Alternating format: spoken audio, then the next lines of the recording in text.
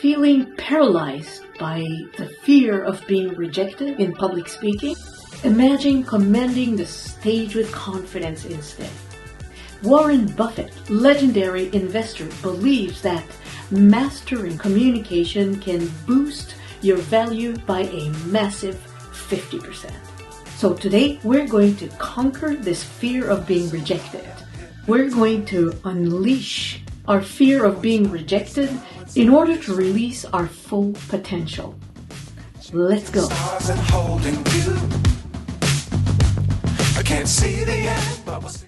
Hi, this is Marie-Josée from Powerful Communication, and today we're going to talk about how to overcome our fear of being rejected. In my first video, I talked about the fear of being judged. And I also gave you some tips on how to overcome this fear. The link is somewhere around here. So you may ask, isn't it the same thing, rejection, being judged? Well, not exactly.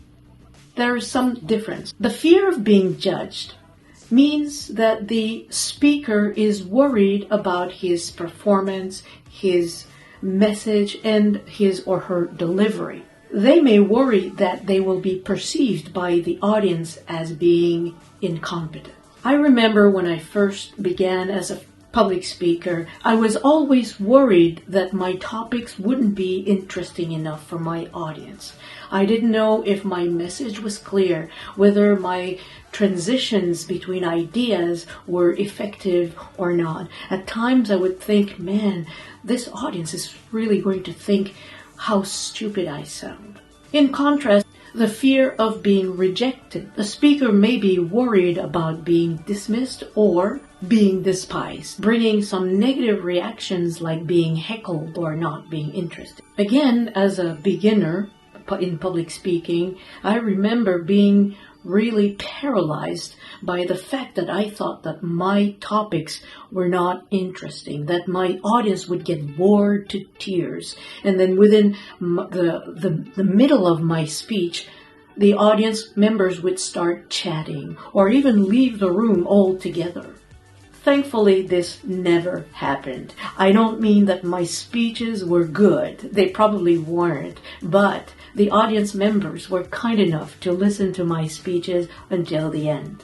So understanding why we're scared and the cause of this fear will help us deal with this problem. And with some preparation, practice, and some tricks to help us in our confidence, we can overcome this fear of rejection in public speaking, and it will help us give better speeches. So here are some tips on how you can overcome this fear of being rejected in public speaking. But first, I want you to understand something very important. Unless you say something that is really terrible, the audience is not going to boo you off the stage. So I hope this convinces you to keep doing it. So the first tip is to change negative statements into positive feedback. There's one thing we need to remember. Rejection does not always come from other people. We can be our worst enemies at times. We criticize ourselves, we compare ourselves with other people thinking they're so much better than us. Let's say somebody tells you you're no good at public speaking. Now, take this statement and change it into something like this. With practice, I am going to become a great speaker. It's just a matter of time. And do it when you tell yourself negative statements. Always try and change those statements into something positive. There's no need to lie because your brain knows the difference. It won't accept it. Always try to find some statements that you know can be true. The difficult part here is to do this in spite of the fact that you think it's not true. Remember one thing, you are in control, not your fears. I get it. I've been there. I remember some folks tearing my speeches apart. They would say that I didn't deserve to win speech contests. It's tough. It made me question myself as a public speaker. So there will always be people who puts us down, who reject us. So we need to become our greatest ally and shift our way of thinking. We are on a journey to improve and grow as public speakers. And whatever feedback, especially if it's coming from a positive place, and however difficult it is to hear, we should always accept it for what it is, information that can serve us. These feedback will help us sharpen our public speaking skills, and it will also help clarify our message. So let's accept this feedback, learn from it, and keep moving forward. Tip number 2 is about improv games. As a teacher, I try to make sure that my students have fun learning. Better yet, I try to make them forget that they're learning just because they're having so much fun. I know I'm comparing apples and oranges here, but the name of the game is game. Playing, enjoying the process.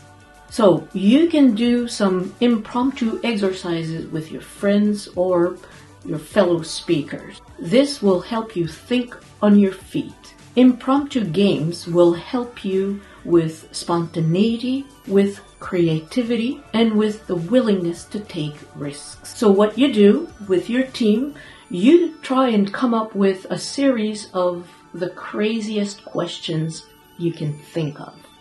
The crazier and the more difficult the question is, the better it will be for training your brain to come up with a great response. If you can't do this with a team of fellow speakers or friends, try and do it by yourself. Come up with a series of your own questions and answer them.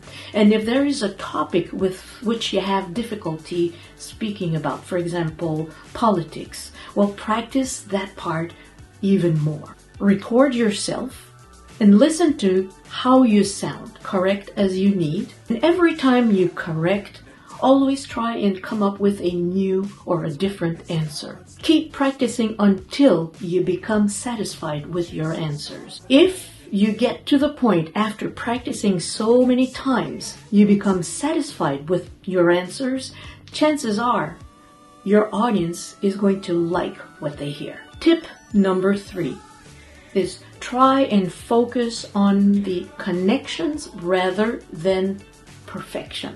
Shift your focus from trying to be perfect to have real connections with your audience. Remind yourself that your audience appreciates authenticity and sincerity, and that making real connections is a lot more important than having a flawless performance. Point number 4 is celebrate the small wins.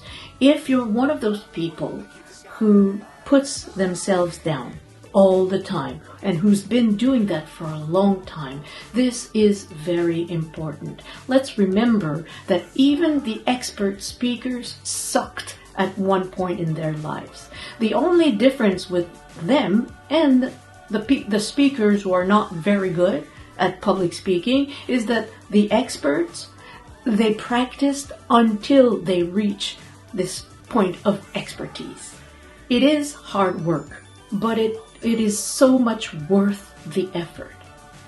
For me, public speaking has opened so many doors. In many ways, it has helped me with my confidence in every aspect of my life. Remember, we cannot control the winds, but we can only adjust the sails. In other words, we cannot eliminate all the challenges and fears we will be facing. We can adapt and navigate through them. Finally, I would now like to invite you to do a little exercise that I think can be very therapeutic. I want you to write a speech, and in that speech, you can only do one thing. You can only praise yourself. I call this exercise the feel-good speech. If you can, make it a 5-minute speech. But don't worry, it's only for your eyes. Nobody else needs to listen to it. It's not a practice speech for a presentation later on. It's really for your internal training. It's really to help you change the way you think about yourself. So try and practice as often as you can and practice out loud. Record yourself on any type of recording device. But here's the homework. I want you to find 5 things about your speech that you think are good. And I mean that you really think are good. It can be anything from the fact that you had really good eye contact, that you looked at the camera, and believe me, this is not so easy to do, or that you had great posture, and so on. Correct the parts that you didn't really like and redo the speech. If you want, you can write a completely different speech if that's what you prefer. But just make sure that you remember to praise yourself. Repeat this process as often as you feel you need. If you can do this on a daily basis. I think that little by little you will see some changes within yourself. You may even discover some great things about yourself. And if you do this exercise, please tell me in the comments below how you felt. When you did it feel strange? Did it make you feel happy? Did you gain some confidence? Tell me all about it. Also, let me know about what other fears you'd like me to talk about in my next videos. Until then, my next video is going to be about the fear of being the center of attention. Now, for many people, this could be quite a big problem. So I'm looking forward to seeing you. Goodbye. Hey, I hope you enjoyed my video today. And if you did, please consider giving it a like, sharing it with your friends, and subscribing to my channel because this really would help me. Thanks.